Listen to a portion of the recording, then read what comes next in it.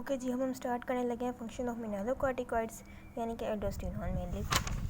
Mineralocorticoid की deficiency पहले हम देख लेते हैं कि मिनरलोकॉर्टिकॉइड का फंक्शन क्या होता है। मिनरलोकॉर्टिकॉइड का फंक्शन ये होता है कि उसने सोडियम की रीअब्जॉर्प्शन करानी होती है लीनियर ट्यूबुलेट सेल्स से, और उसके साथ साथ वो वाटर भी रीअब्जॉर्ब कर लेता है, और जो पोटाशियम है उसकी सोडियम के एक्सचेंज में जो है एक्सक्रीशन करवा देता है। अब जाहिर है कि जब मिनरलोकॉर्टिकॉइड की डेफिशिएंसी होगी, मिनरलोकॉर्टिकॉइड हमारे पास एल्डोस्टेरोन अवेलेबल नहीं होगा, तो सोडियम क्लोराइड जो है किडनी से एक्सक्रीट हो जाएगा और पोटाशियम की जो है एक्सक्रीशन नहीं हो पाएगी, तो बॉडी में जो है सोडियम क्लोराइड की कमी हो जाएगी और जो पोटाशियम है वो बढ़ने लग जाएगा। और इसके देखा गया कि एड्रीनोकॉर्टिकल सिक्रीशन, ये जो है एल्डोस्टेरोन की सिक्रीशन अगर टोटली लॉस हो जाए तो हम 3 days to 2 weeks के अंदर जो है वो पर्सन की डेथ हो जाती है।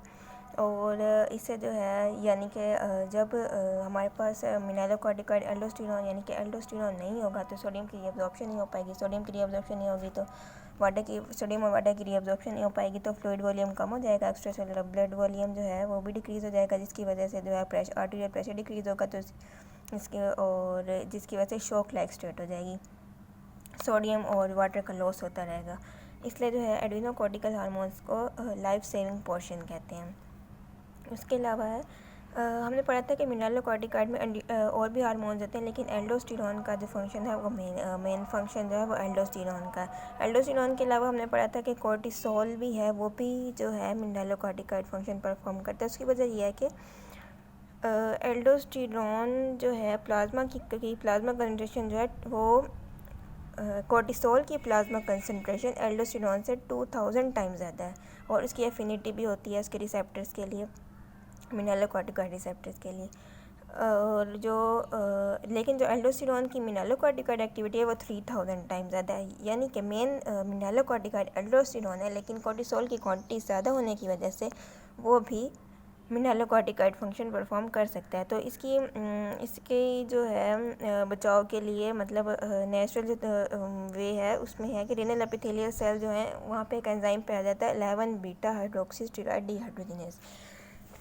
अच्छा, ये एंजाइम क्या करता है, ये जो है प्रिवेंट करता है कोर्टिसोल को बाइंडिंग करने के लिए मिनरलोकॉर्टिकॉइड रिसेप्टर से। ये किस तरह करता है कि एक तो ये कोर्टिसोल को कन्वर्ट कर देता है कोर्टिसोन में, क्योंकि कोर्टिसोल बाइंड कर सकता है, कोर्टिसोन नहीं बाइंड कर सकता, तो ये कोर्टिसोल को कोर्टिसोन में बाइंड कर सकता है ताकि ये कन्वर्ट कर देता है ताकि ये मिनरलोकॉर्टिकॉइड रिसेप्टर के साथ बाइंड ना कर सके। और इसके अलावा जो है ऑक्सीडेशन रिडक्शन रिडॉक्स फ्रैक्शन में चेंजेस रहता है कुछ, जिसकी वजह से वो बाइंड नहीं कर सकता। और जिन लोगों में देखा जाता है कि 11 बीटा हाइड्रोक्सीस्टेरॉइड डिहाइड्रोजिनेज की डेफिशिएंसी पाई जाती है कि उनमें ये होता है कि अपेरेंट मिनरलोकॉर्टिकॉइड एक्सेस सिंड्रोम कहा जाता है, उनमें हो जाता है। वो अपेरेंट इसलिए कहा जाता है कि इनमें सेम पैथोफिजियोलॉजिकल चेंजेस आते हैं जैसे कि एल्डोस्टेरोन की सिक्रीशन की एक्सेस में पाए जाते हैं। वो अपेरेंट मतलब मेन मिनरलोकॉर्टिक एल्डोस्टेरोन है, ये एल्डोस्टेरोन की वजह से नहीं हो रहा बल्कि ये कोर्टिसोल की वजह से हो रहा है। तो एल्डोस्टेरोन और कोर्टिसोल जब दोनों साथ साथ काम करते रहेंगे तो एक्सेस हो जाएगी मिनरलोकॉर्टिकॉइड की, तो उसमें ये अपेरेंट मिनरलोकॉर्टिकॉइड एक्सेस सिंड्रोम हो जाता है। उसके बाद हमने देखना है एल्डोस्टेरोन का एक्सेस हो जाए तो क्या होता है और एल्डोस्टेरोन कम हो जाए बॉडी में तो क्या होता है। सबसे पहले एक्सेस एल्डोस्टेरोन में क्या होता है कि एल्डोस्टेरोन ज़्यादा सिक्रीट हो रहा है तो सोडियम की रीअब्जॉर्प्शन भी वैसे ही बढ़ जाएगी और पोटाशियम की एक्सक्रीशन भी बढ़ जाएगी। लेकिन जो सोडियम की एब्जॉर्प्शन है वो रिलेटिवली इतनी नहीं बढ़ती जितनी कि पोटाशियम की एक्सक्रीट हो जाती है। उसकी वजह यह है कि जब हमारे पास सोडियम रीअब्जॉर्ब हो रहा होता है तो उसके साथ वाटर भी रीअब्जॉर्ब हो रहा होता है, तो हम रिलेटिव कंसंट्रेशन जो है सोडियम की वो बहुत मतलब माइल्ड सा हाइपरनेट्रीमिया होता है, ज़्यादा नहीं होता रिलेटिवली।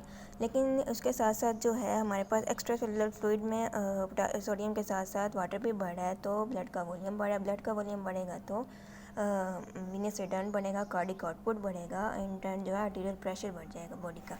जब आर्टीरियल प्रेशर बढ़ेगा तो बॉडी क्या करेगी कि एज ए कंपनसेटिंग मैकेनिज्म के तौर पर बॉडी जो है एल्डोस्टेरोन की जो है उसे फीडबैक के तौर पर कम करेगी और उसकी एक्सक्रीशन कम करेगी, जिसकी वजह से जो है किडनी जो है बहुत सोडियम और वाटर की एक्सक्रीशन को बढ़ा देगी। इसे हम कहते हैं pressure nitric and pressure diuresis. Hypertension या इंक्रीज आर्टीरियल प्रेशर के नतीजे में जो किडनी ज़्यादा सोडियम और वाटर एक्सक्रीट करती है उसको प्रेशर नाइट्रिक और या प्रेशर डाययूरेसिस कहते हैं। और उसके अलावा जो है इसकी वजह से जो है सोडियम और वाटर की एक्सक्रीशन जो है किडनीज करा देती हैं और वो नॉर्मल की तरफ आ जाती है सोडियम और वाटर का लेवल। इसे हम कहते हैं एल्डोस्टेरोन एस्केप। उसके अपोजिट जब एल्डोस्टेरोन की सिक्रीशन बिल्कुल कम हो जाए तो सोडियम जो है वो यूरिन में लॉस हो जाता है, सोडियम की जो है बढ़ती जाती है एक्सक्रीशन यूरिन में और एक्स्ट्रा सेलुलर फ्लूइड में। पोटाशियम की मतलब सोडियम एक्सक्रीट होता जा रहा है और सोडियम एल्डोस्टेरोन की सिक्रीशन कम हो गई है, जिसकी वजह से जो है सोडियम रीअब्सॉर्ब नहीं हो पा रहा और पोटाशियम जो है वो एक्सक्रीट नहीं हो पा रहा, जिसकी वजह से पोटाशियम की कंसनट्रेशन बढ़ जाएगी और उसकी कम हो जाएगी। इस वजह से ब्लड वॉल्यूम कम हो जाएगा। जब ज़्यादा से ज़्यादा सोडियम लॉस हो जाएगा तो ब्लड वॉल्यूम कम हो जाएगा, इस वजह से सर्कुलेटरी शॉक की कंडीशन बन जाती है।